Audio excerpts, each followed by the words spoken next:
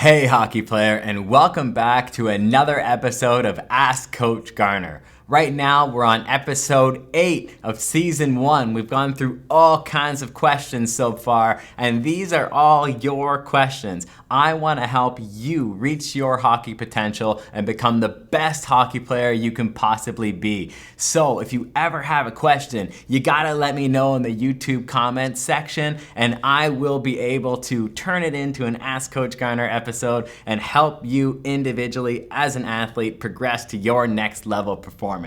Okay, but let's get to the questions that have already been submitted. I've got 90 seconds or less to answer it, or else I get cut off. That's the fun of it here. Let's get right into this thing here. The first one I've got is from Daniel Cobes. Daniel Cobes asks, is skipping rope beneficial for hockey?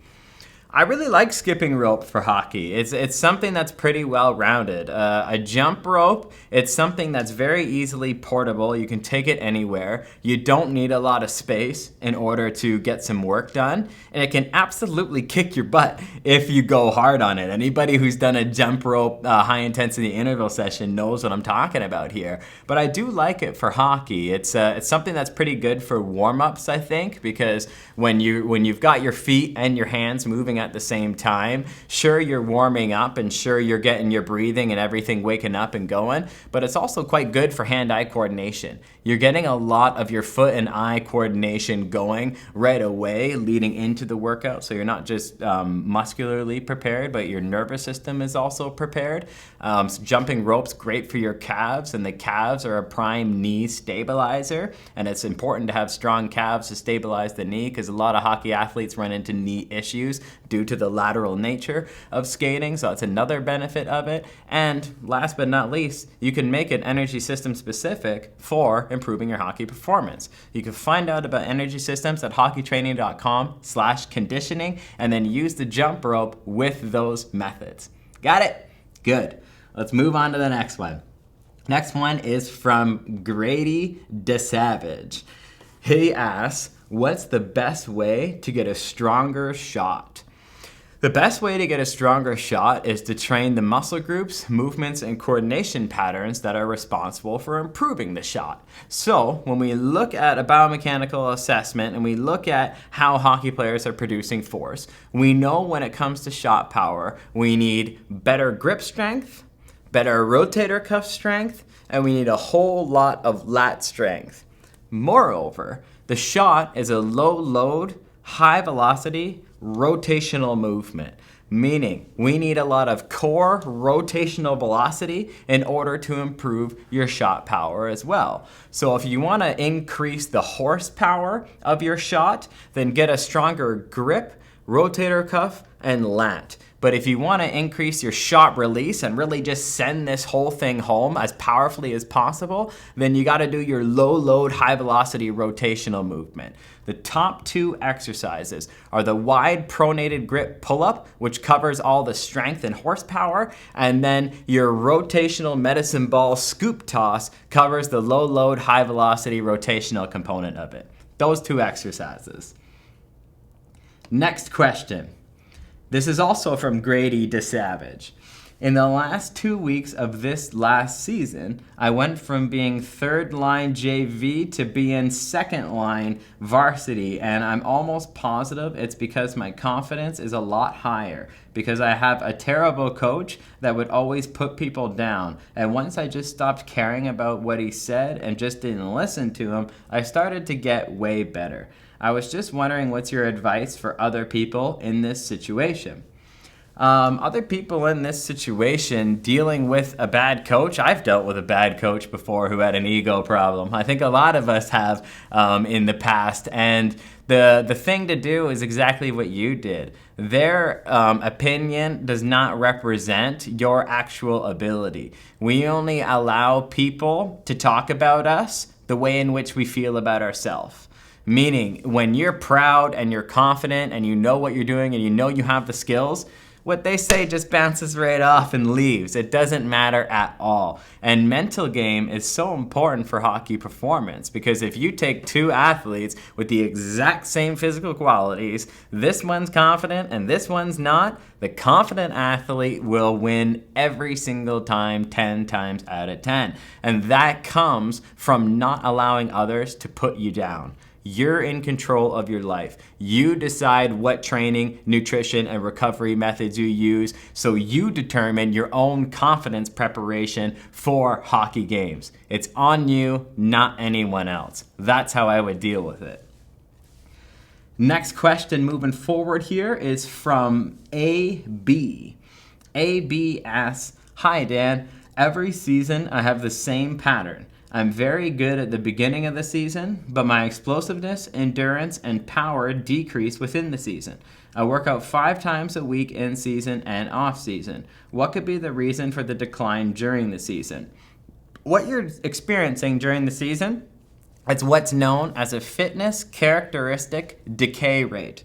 I know that sounds pretty fancy, but it's not that fancy. Essentially, the literature, we've been able to pull at which rate you're going to lose muscle mass, strength, or speed and power if you discontinue training it. So if you discontinue training for size, you will lose muscle mass after X period of time. If you discontinue training for strength, you will lose strength after X period of time. If you discontinue training power and speed properly for hockey, you can begin to lose your power and speed, which is your explosiveness, within 2 weeks. It is the most sensitive fitness characteristic that decays. If you don't use it, you will lose it. So that's typically what so many hockey athletes suffer during the in-season. It's why one of the reasons why the in-season program here at hockeytraining.com is so popular. It keeps hockey athletes fast all season long. So I think number one, incorporating intelligent in-season based power training into your program could be something that could improve your performance and take it to the next level. But number two, I wouldn't train 5 days a week during the season. You're already practicing enough, you're already playing enough games. I bring the athletes' training frequency down to about 3 times per week during the season, and I would suggest you do the same to allow for recovery so that you can be as explosive as possible on game day. Next question here is from Jackson Bulk. Jackson Bulk asks, "I often find myself losing engagement and energy during the usually 90 to 120 seconds between exercises. How do you recommend staying pumped up and excited during those rest periods?" Well, I like to keep walking around. I don't recommend sitting. I don't recommend lying down. I don't even recommend just standing there. I do recommend walking around because you do want to keep circulating all those fatigue metabolites out of your muscles, and you want to keep the mind and body both engaged. So I'd recommend walking around, recommend having music on that you absolutely love. I don't recommend shortening the rest period because we know within physiology that ATP, which is the energy currency of the body, it takes a certain period of time to restock itself. We need a certain amount of recovery to get glycogen back in the muscle. We need a certain amount of recovery to get phosphocreatine back in the muscle. And nervous system recovery takes up to 6 times longer to recover than muscular recovery. So although your muscles might feel good to go, it doesn't much matter because the nervous system is what recruits those fibers, and it is not recovered yet. So don't shorten the rest period. Stay walking around, put on some good music, and understand that the rest period is there for a reason, to make you a better hockey player, and that should make you excited enough as it is. All right? Next question. This one is from Bombsy. Bombsy asks, "Are supplements and protein shakes good for 14 years old?" Yeah, 14 years old is not a problem taking supplements, but at this point in time, if you get your diet right, that's something that will put you so far ahead of everybody your age, you've got no idea. There are people in their 20s, 30s, and 40s that still haven't figured this thing out yet. If you start eating healthy now, it is lessons and habits you will take with you for the rest of your life that will always have you one step ahead of your competition. So I know it's tempting to look at supplements and think, man, that's the magic bullet. Whoa, that's exciting. That's because supplements offer this easy solution. All I have to do is take this pill or have this shake and I get X result. But the reality is that's just not true. Over 90% of the supplements out there are useless. So focus on getting healthy diet and healthy habits in now from whole minimally processed foods. And then at 14 years old, you really only need whey protein isolate, carbohydrate powder, and omega-3s. Once you get a little bit older, you can introduce some other stuff, but for now, that's all you need, and you gotta focus on your food intake. All right, moving on to the next one here. This next one is from Tommy Woods. Tommy Woods asks, what are your thoughts on pre-workout and post-workout drinks? Well, it depends how we're phrasing this. Pre-workout and post-workout, they're things I've covered intensely at hockeytraining.com/nutrition. In the pre-workout area, I really like to have a pre-workout meal that is made up by a 1-to-1 ratio of carbohydrates to protein. So males should ideally have 35 to 45 grams of carbs and 35 to 45 grams of carbs 1 to 3 hours before training. Females, exact same thing, except 25 to 35 grams of carbs and protein in a 1-to-1 ratio 1 to 3 hours before training. And that would be your pre-workout concoction in order to get amino acids and glucose into the bloodstream. You of course have a lot of water with that to support hydration. After your workout, you're ideally looking at 0.5 gram of protein per kilo of body weight immediately after training. And then also, if it was a low intensity session, 0.5 gram of carbohydrates per kilo of body right after. If it was an intense session, 1 gram of carbohydrates per kilo of body weight after. So if you're asking me pre and post workout drinks, if they fall under those formulas, then you're good to go. But a lot of pre and post-workout drinks are made for a mass population, which means you don't get individualized results. So I'd recommend going to hockeytraining.com/nutrition and getting it right for you. Next question here. This one is from John Hansen. John asks, can you do yoga right after a workout? And the answer is yes.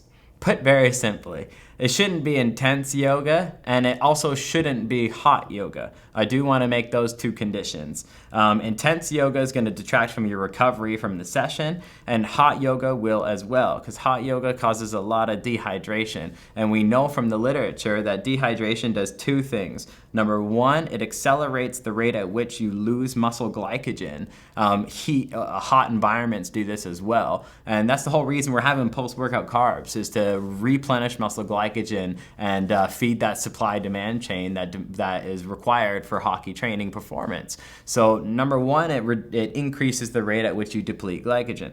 Number two, it dehydrates you. And that dehydration, that causes, we know that even slight states of dehydration increases stress hormone known as cortisol, which is catabolic to muscle tissue, meaning it's breaking muscle tissue down. So yoga is great to have after a training session, but not hot yoga and not intense yoga. Keep it like 25 minutes or less and easy to do. Next question here, and this is also from John Hansen, and it's the last question of episode 8. Should hockey players bulk and cut to try and gain muscle mass? The answer is yes, but you can't do it in the classic way. Bulking in the traditional sense meant eating a lot of food, getting pretty fat, and then gaining some muscle and strength along the way. We know that this is counterproductive in the long term. Gaining a lot of body fat means you're going to also have a much higher estrogen level. Gaining a lot of body fat also means that you're going to have a lower testosterone level. Gaining body fat means your speed and conditioning get reduced. It's just non-functional tissue that your body doesn't need. And gaining a lot of body fat also decreases your carbohydrate tolerance. And carbohydrates, hockey is a glycolytic sport, meaning it demands carbohydrates in order to perform and recover optimally in both your training and your performance out in the ice. So males should ideally never be over 15% body fat, and females should ideally never be over 25% body fat. So when you're asking me, should I cut and bulk?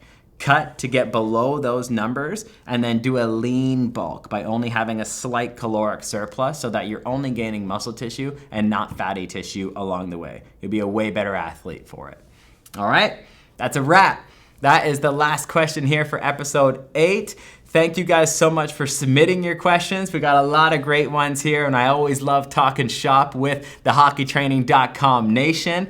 Listen, if you've got a question for me, don't hesitate to ask. There is no such thing as a stupid question, and I want to do everything in my power to make you become a better hockey athlete. So hit me up in that comment section below, and I'll answer it in a future Ask Coach Garner episode, and we'll take care of you and take you to your next level of performance. If you liked this episode, do me a favor and smash the thumbs up button, and also subscribe to our channels. If you're interested, subscribe to our YouTube channel here, not channels. And if you're interested in checking out any of the training programs that I've alluded to here, like hockey yoga, in-season training, a lot of the things that are involved in these questions, there's done-for-you programs at hockeytraining.com/programs that you gotta go check out to become a better hockey player. But before you go, if you haven't already, click on the link in the comment section below to download your free explosive speed package. Let's go.